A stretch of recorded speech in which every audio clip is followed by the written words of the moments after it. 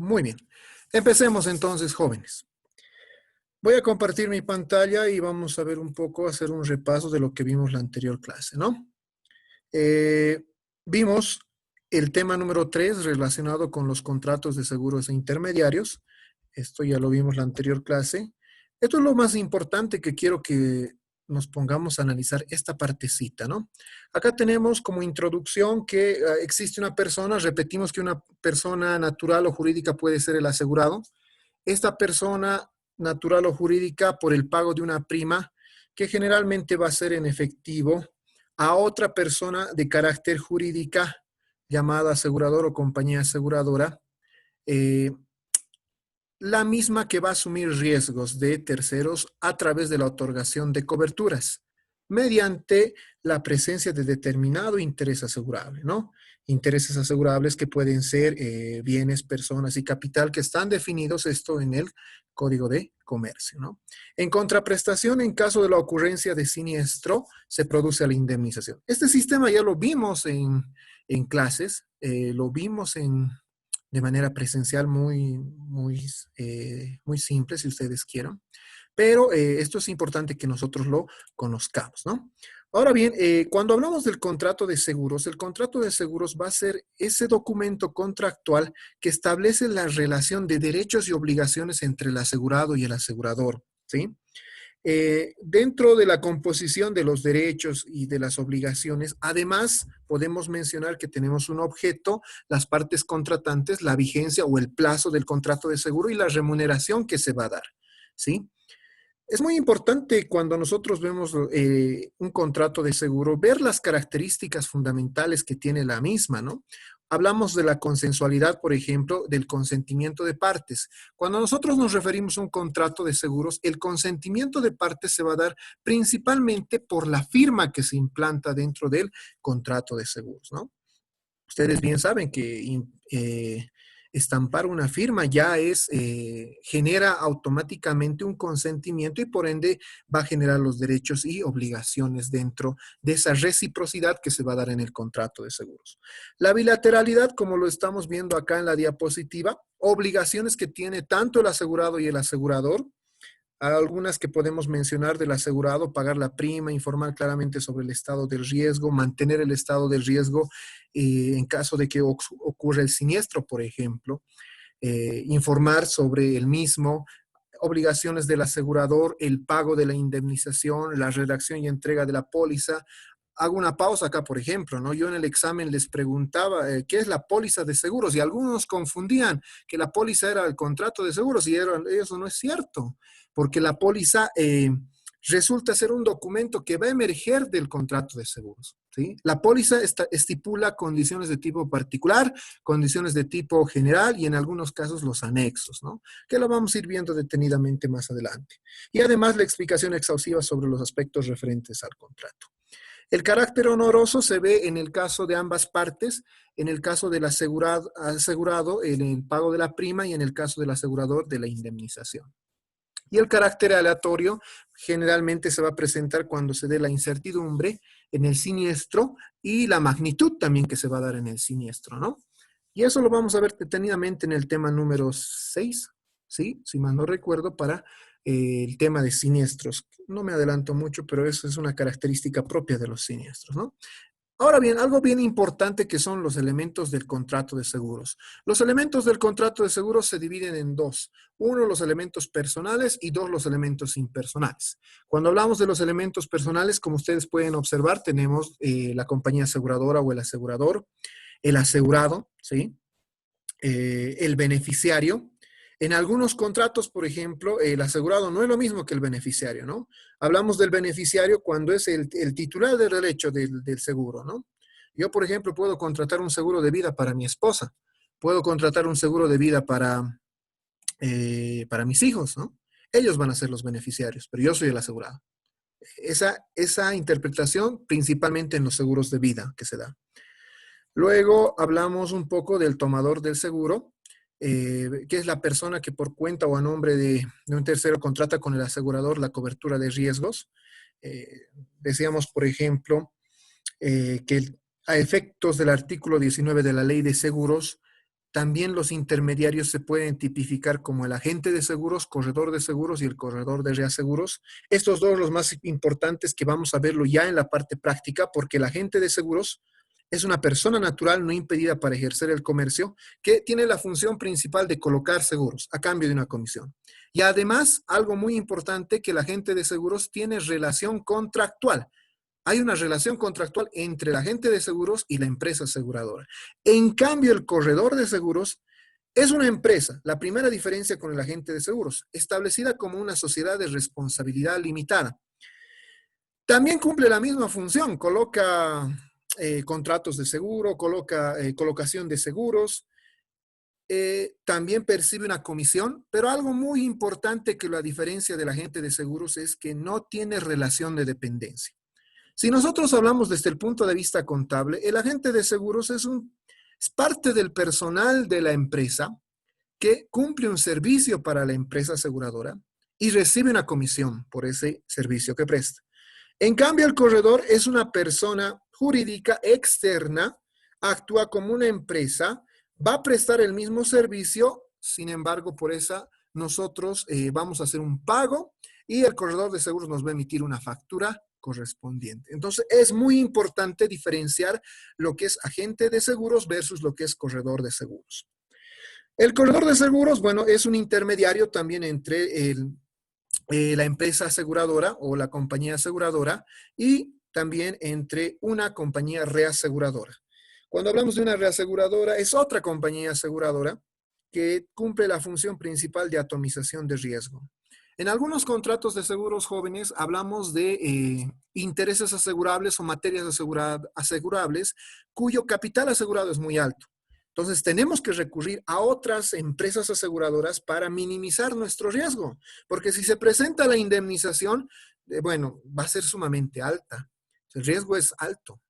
Lo que hacemos como compañía aseguradora es transferir ese riesgo, ¿no? Una partecita para una compañía aseguradora que se va a denominar, entre paréntesis, compañía reaseguradora, ¿no?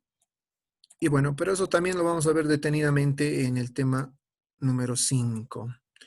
Y ahora hablamos de los elementos impersonales, ¿sí? Tenemos el riesgo. Bueno, eso ya vimos en el tema número 1, un tema exclusivamente de lo que era el riesgo, el suceso incierto capaz de producir una pérdida o daño económico.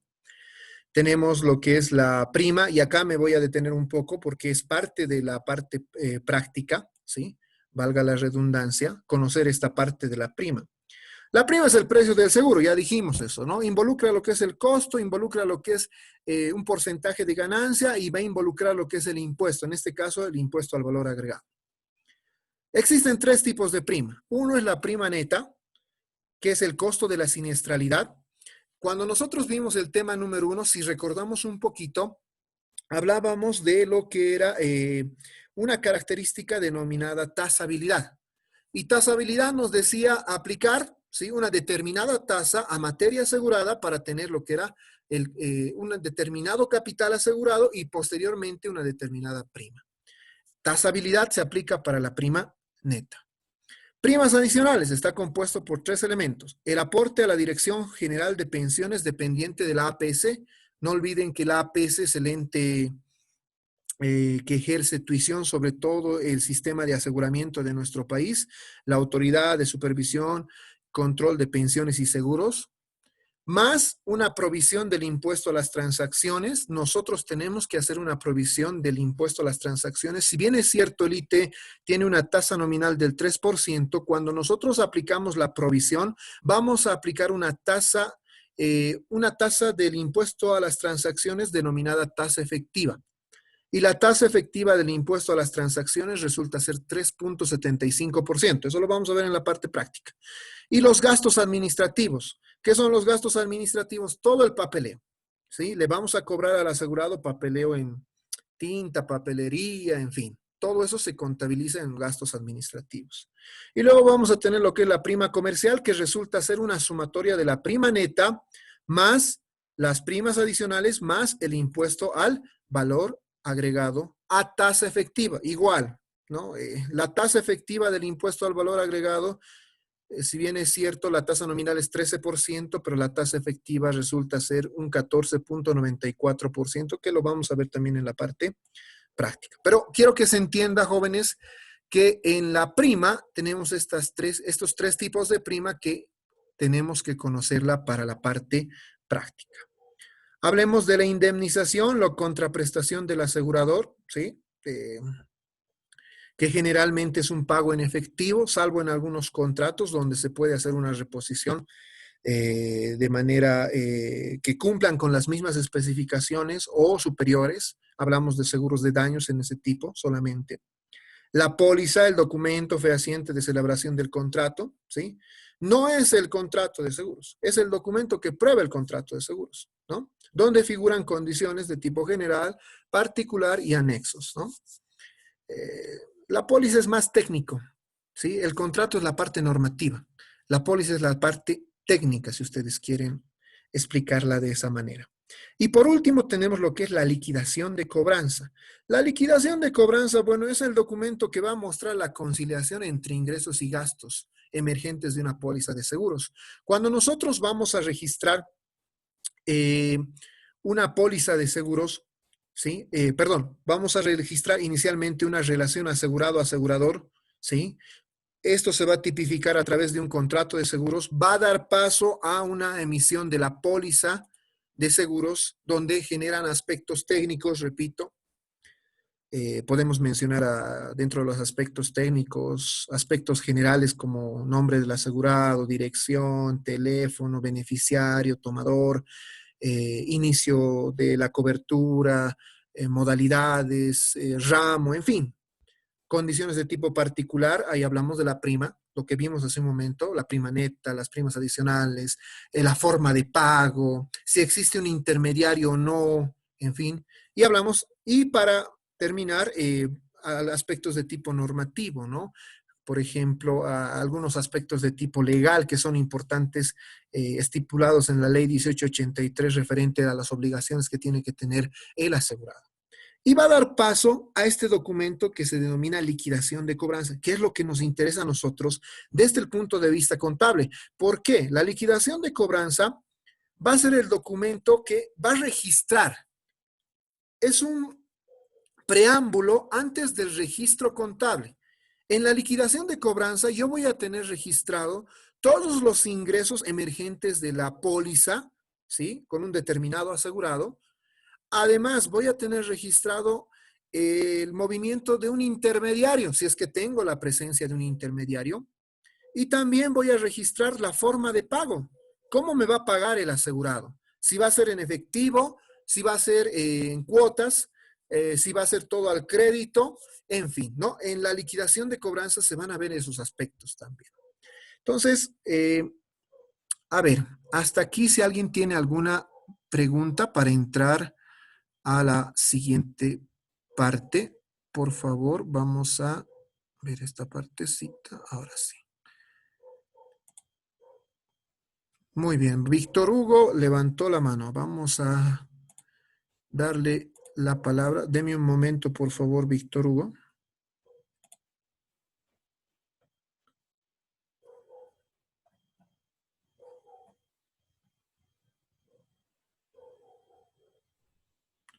Aquí estás. Víctor Hugo, por favor. Licenciado, buenas noches. Buenas noches. Una consultita respecto a Dígame. los contratos de seguro. Sí. ¿Ya se está regulando el tema de la firma digital o tiene que ser una presencial la firma del seguro, del contrato de seguro? Muy bien, Víctor Hugo. Gracias.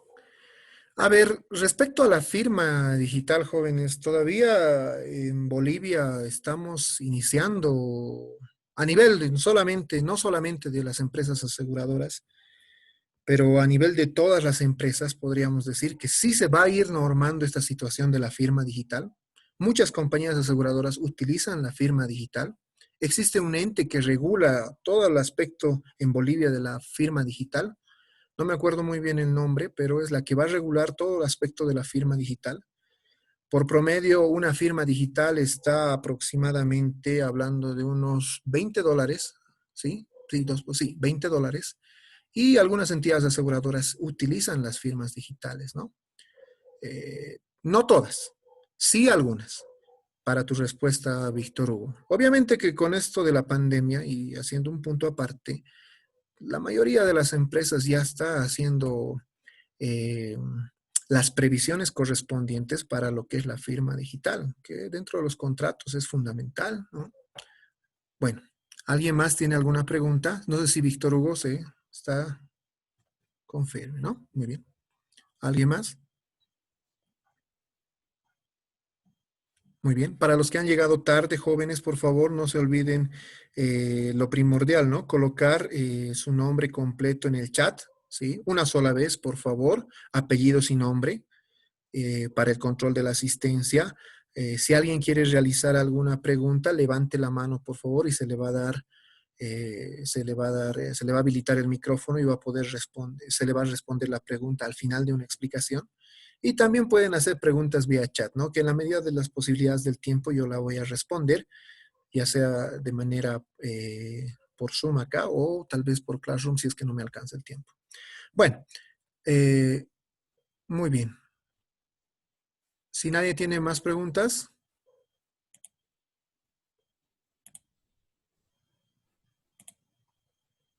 ¿está bien, Víctor Hugo? Sigue con la mano levantada.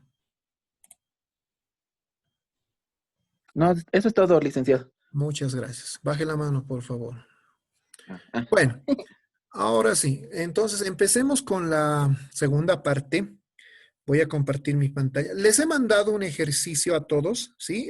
Todos creo que tenemos el ejercicio. De todas maneras, yo tengo acá el ejercicio y les voy a mostrar.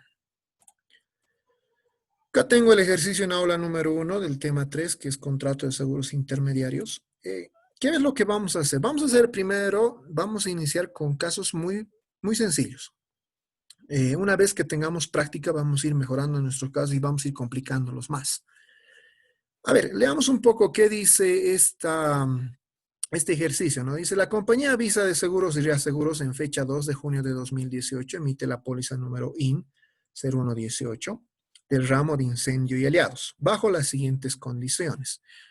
A ver, cuando hablamos de ramos jóvenes, hay un tema exclusivo de ramos y coberturas, que lo vamos a ver en el tema número 4, pero es bueno que ustedes conozcan que toda empresa aseguradora tiene una estructura de ramos y coberturas, ¿sí? Cada ramo tiene sus diferentes coberturas. En el caso del ramo de incendios y aliados, tiene una cobertura principal y también va a tener coberturas secundarias, ¿sí? La cobertura principal, por ejemplo, es provocación de fuego, ¿no? Toda incidencia que tenga provocación con fuego. Y ahí se puede optar por coberturas secundarias, ¿no? Cortocircuito que provoque fuego, una caída del sistema eléctrico que provoque fuego, en fin, esas son coberturas secundarias. Eso lo vamos a ir viendo detenidamente, repito, en el tema número 4. ¿Sí? Solamente ahora para fines de explicación les recalco esa parte. Tenemos nuestro asegurado que es Corigomo, una fábrica dedicada a la fabricación de colchones. La materia asegurada, y esto es importante, que es inventario de mercadería. Capital asegurado, tenemos ahí $30,500. Y hay un tipo de cambio en el cual nosotros vamos trabajando. Subrayo lo que es el capital asegurado, ¿no? Ya otra vez, tasabilidad, lo que decíamos en el tema número 1, nos decía, ¿no? Asignarle un determinado valor homogéneo monetario, ya sea a bienes, personas o capital. En este caso, tenemos un bien, que son los inventarios, y que se le está asignando un determinado capital asegurado. La tasa, y esto también es fundamental, 1.5% de tasa que le vamos a aplicar a ese capital asegurado. Vigencia, otro elemento principal. Cuando nosotros hablamos de contratos cuya vigencia es de un año, tenemos que tener en claro que estamos hablando de seguros de tipo anual, ¿sí? En la mayoría de los casos, muchos contratos se hacen de tipo anual. Sin embargo, existen algunos contratos que tienen vigencia mayores a un año. El caso de los seguros de personas, por ejemplo, ¿no? Y ya no hablamos de un seguro anual. En ese caso estamos hablando de un seguro diferido. Lo vamos a ver más adelante, los seguros diferidos. Voy a hacer seguros anuales en esta primera parte para no perder la línea, por favor. Aquí tenemos algo interesante. Tenemos un agente de seguros, ¿no? Que es el señor Jorge Luis Quinteros. Y la comisión del señor Quinteros es del 5%. O sea, es un intermediario, ¿no? Acá tenemos una persona natural que va a ser de intermediario entre Corigoma y Visa para la colocación de ese seguro. Pago de la prima, 80% al contado y el saldo en 5 cuotas. Entonces, ¿qué nos pide este ejercicio?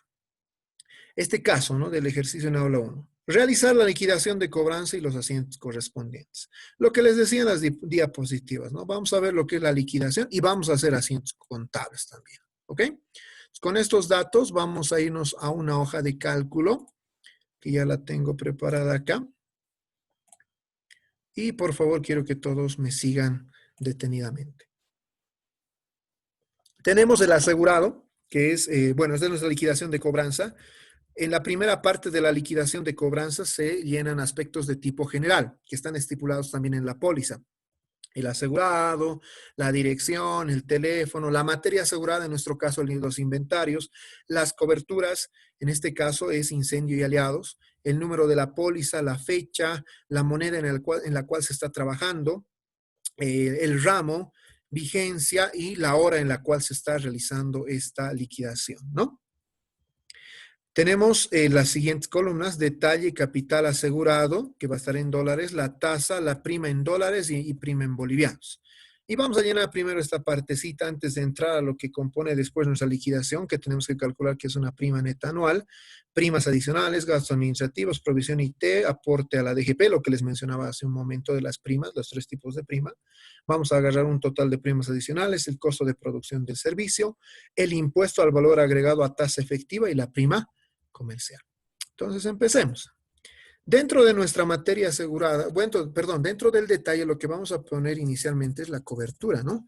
En este caso la cobertura es de incendio y aliados. Incendio y aliados. Ahí tenemos nuestra cobertura. La materia asegurada es lo que se va a colocar posteriormente. En nuestro caso era inventarios, ¿sí? Correcto. Tenemos un capital asegurado, ¿sí? A ver, revisemos cuánto es nuestro capital asegurado. Nuestro capital asegurado nos dice que es ¿cuánto? 30,500 dólares. Entonces, lo vamos a colocar esos 30,500 dólares en capital asegurado. Ahí está, los 30,500 dólares. Acá tenemos una función que lo vamos a borrar. 30,500 dólares. Muy bien. Tenemos una tasa, ¿no? Vayamos al ejercicio a ver cuánto es la tasa. Creo que era, acá está, a ver, veamos, 1.5%. Nos vamos a colocar esa tasa. Acá está, 1.5%, ¿sí? Ahora bien, cuando hablamos de las tasas, jóvenes, es importante hacer una aclaración bien importante en este punto, ¿no? ¿Qué son las tasas?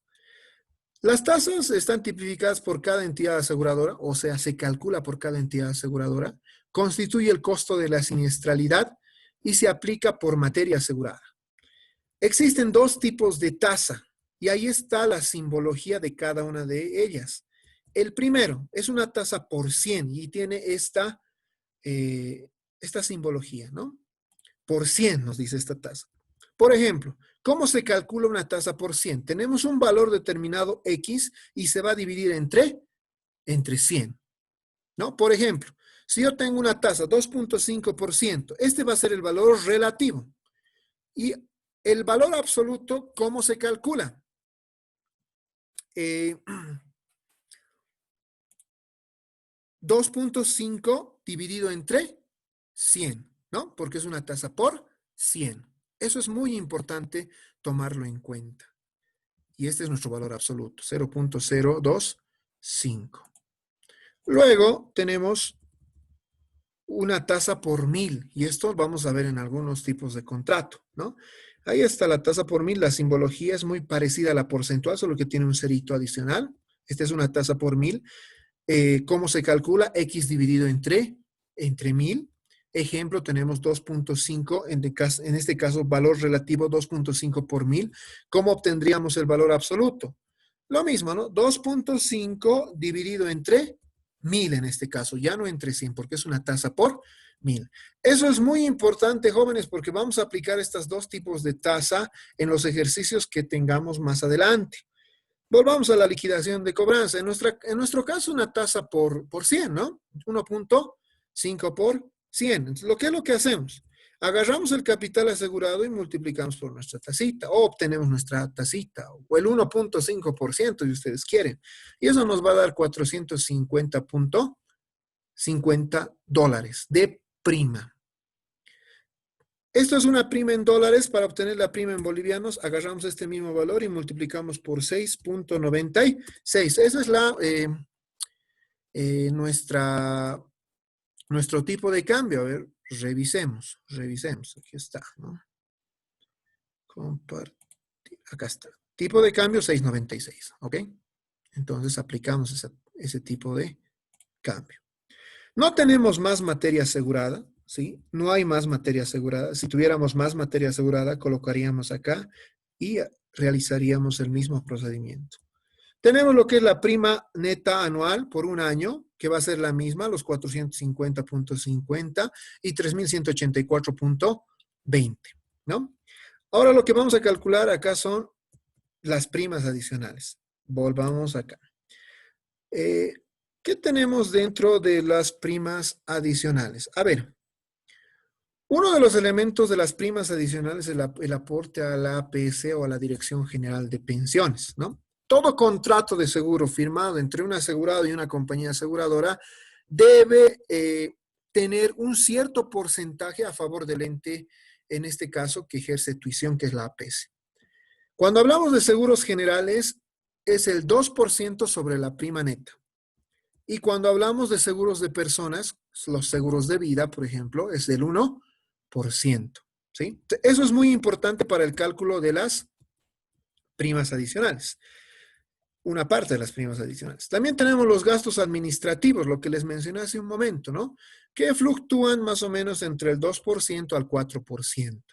En nuestro caso, nosotros vamos a utilizar un promedio de ambos que va a ser del 3%. Eso quiere decir que siempre vamos a utilizar 3% inicialmente en los primeros ejercicios. Volvamos a nuestra liquidación.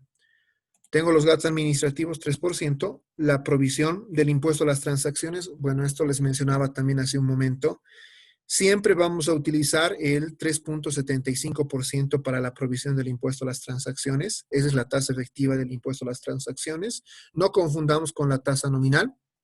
Y el 2%, porque estamos hablando de un aporte a la DGP-APS, del 2% porque estamos hablando de un seguro de tipo general, ¿no? APS. Ok. ¿Cómo vamos a calcular? Sencillo. Agarramos la prima neta y vamos multiplicando por estos porcentajes, ¿no?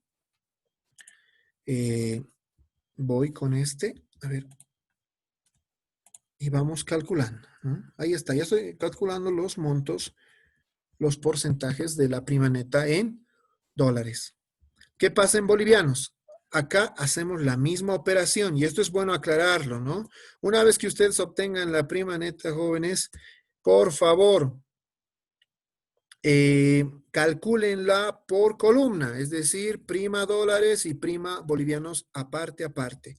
No multipliquen por el tipo de cambio, porque existe, digamos, algunas diferencias de tipo de centavos, ¿no? Que van a influir en nuestros asientos contables. Ya calculado, ahí está.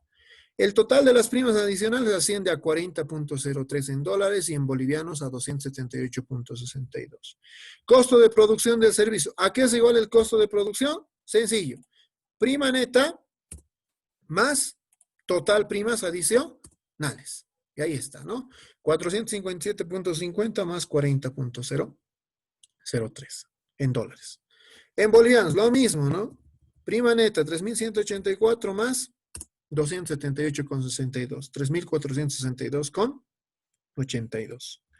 Y tenemos el costo de producción del servicio, ¿no? En costos decían que el costo de producción del servicio es materia prima, mano de obra y gastos indirectos. En seguros, el costo de producción del servicio es prima neta más primas o más total primas adicionales.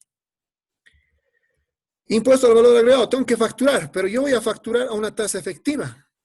¿Sí? O sea, tengo que calcular la tasa efectiva para aplicar la tasa nominal. La tasa efectiva, aquí hago la fórmula, es igual al 13% que nosotros conocemos todos del valor nominal del IVA, dividido entre el neto al 100%, que es 87. Si hacemos eso, fíjense, tengo una tasa que es 0.14942521 y todos los decimales.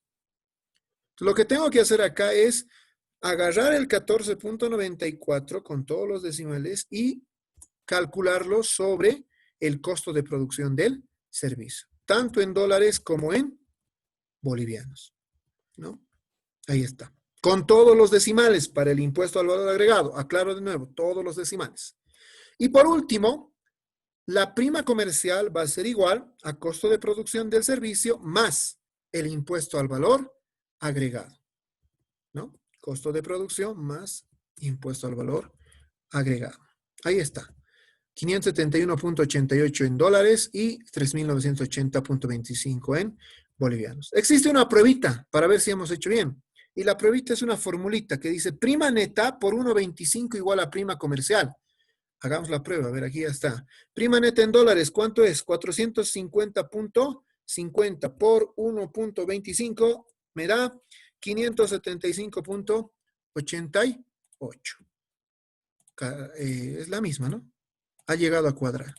Lo mismo en bolivianos, prima neta 3.184 por 1.25 me da 3.980,25 y cuadra, ¿no? ¿De dónde sale el 1.25? Un promedio de todas las tasas, incluyendo las tasas efectivas de esta liquidación.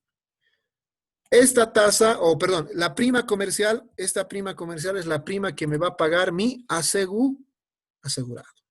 ¿Ok?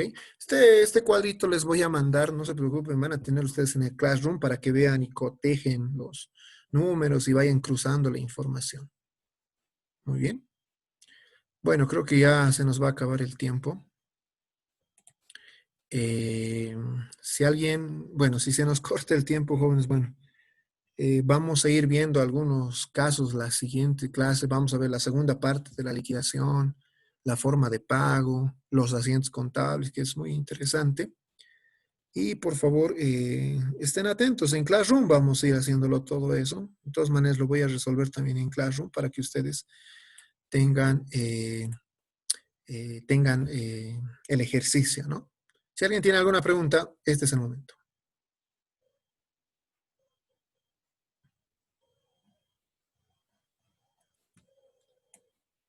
Tampoco veo ninguno en el chat. Bueno, creo que se ha entendido entonces todo. Qué maravilla, ¿no? Qué maravilla, jóvenes. Me parece muy bien. Bueno, después de mucho tiempo es un grato saludarles a cada uno de ustedes, jóvenes. Cuídense bastante. Esperemos que esto cambie, que esta situación se mejore a futuro. Las clases van a continuar. Voy a dar todo lo mejor de mí en Classroom y en Zoom para que ustedes tengan la comprensión,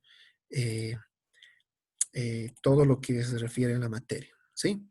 Bueno, jóvenes, sería todo por el día de hoy. Nos estaríamos viendo otra siguiente clase. Creo que acá 2 semanas tenemos la siguiente clase Zoom. De todas maneras, por Classroom, jóvenes, yo voy a ir subiendo los videos para que tengan ustedes eso en la base de datos y en YouTube para que lo vean y puedan analizarlo respectivamente. Les dejo el ejercicio en la aula, el caso 2, para que ustedes vayan practicando, ¿sí? Hay una pequeña diferencia en relación a lo que es el caso 1, que quiero que lo vayan analizando. Bueno, jóvenes, un saludo a todos. Hasta otra oportunidad. Que les vaya bien. Hasta luego, jóvenes. Gracias.